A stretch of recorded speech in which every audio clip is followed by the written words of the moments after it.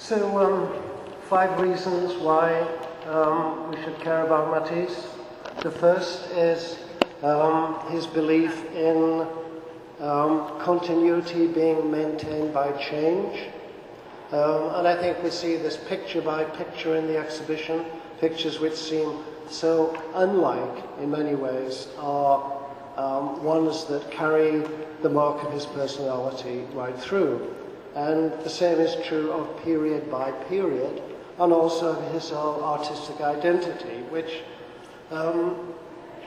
marvelously, I think, is not dependent upon any kind of self-protection, but rather about risking the absence of identity rather than guarding it. And this opens into his attitude towards other artists, that he's open to the past. He believes that opening oneself to influence is the way of testing your own individuality. And in this period, it is Cézanne above everybody else who is the person who is to be revered and also to be surpassed, which is why this exhibition begins with the Cézanne painting that Matisse owned.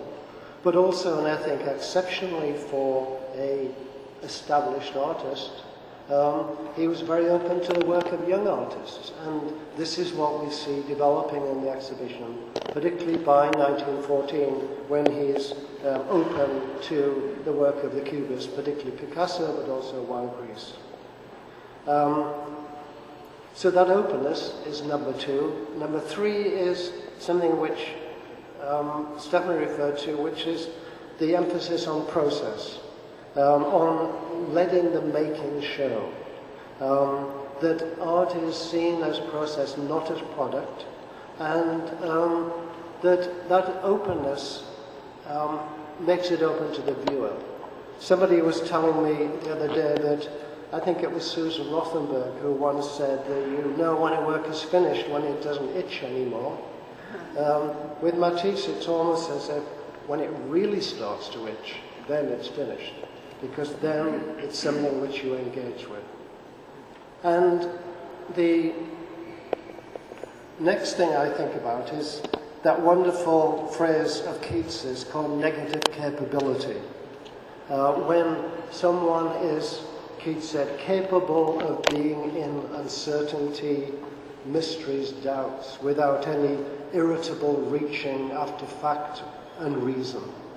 And this is something which I think we see in Matisse. He's willing to go according to instinct, and this is how these paintings are made. And that sense of living through instinct without fact or reason is something which clearly served him very well during World War I.